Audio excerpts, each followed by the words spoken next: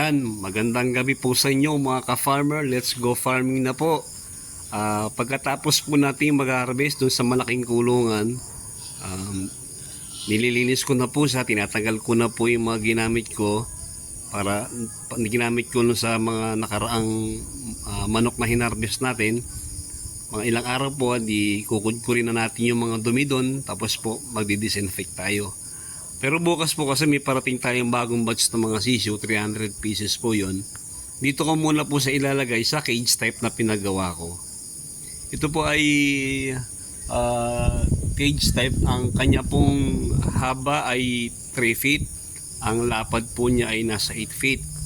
Bawat layer po niya na may parang salo para sa dumi. Ayan po.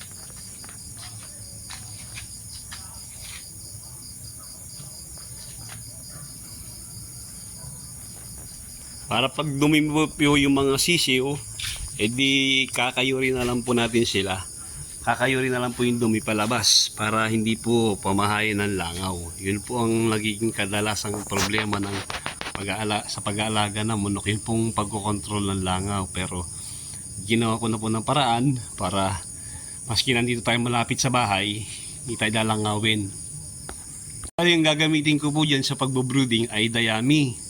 Nilagyan ko na po yan ng mga yung mga plastic matting para hindi po makatagos yung mga sisiu. Tapos po kapag gabi, papalibutan ko po sana ng isang malaking lona. Yung ganyang klase pong kulong ay napakadaling i-maintain ang init sa loob kasi babalutan nyo lang po ng lona yan. Tapos ang ilaw po niya ay bawat layer ay dalawang 50 watts sa second layer, tapos 50 watts din po sa third layer. Kaya hindi tayo mahihirapan sa pagpapainit sa loob ng brooding area. Lalo po ngayon, hindi naman nag-uulan at mainit ang panahon. Pag pinalibutan nyo yan ng sako, okay na po yan. Hindi na natin problema yung pagpapainit sa loob ng kulungan. Yung ilalaman po, kada layer po na manok, hindi pa rin po ako sigurado. Obserban pa rin natin. Kasi ngayon pa lang po kung magkakarga sa ganyang klaseng kulungan Pero tansya ko po, kasya po dyan ang nasa 20 pieces per layer. Di bali, 4 na layer po yan, kasya po siya dyan ang 80 pieces. Pero kung maluwag pa, di gagawin natin hanggang sa 100 heads po kada isang ganyang kalaking kulungan.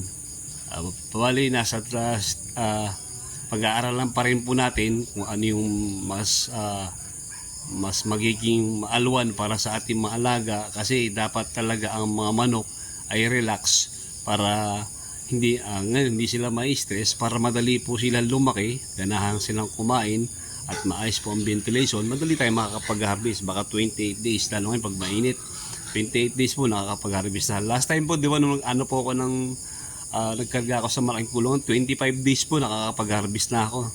Napaubos ko po sa 10 days, kaya mas madali po ako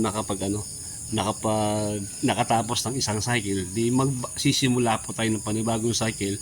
Dito po tayo magsisimula sa cage type na kulungan. Sana ay mapag-aralan natin ang gusto at maging ang resulta nito ay maging kasing ganda ng kulungan dun sa malalaking kulungan ng mga grower. Pero may mga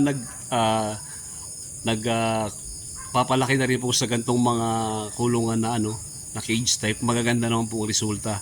Mas madali sila nakakapag-harvest, mas mababa po ang mortality. Kaya na-curious ako, kaya susubukan ko rin po. At ano man yung mga maki-encounter kong problema, isi-share ko po sa inyo. At yung mga advantages na ma-encounter ko rin rito, isi-share ko rin po sa inyo para pag kayo ay balak nyo mag-alaga sa ganitong klaseng kulungan, di may idea na po kayo. Ayan, kaya subaybayan po ninyo mga ka-farmer, yung mga nag-subscribe sa atin.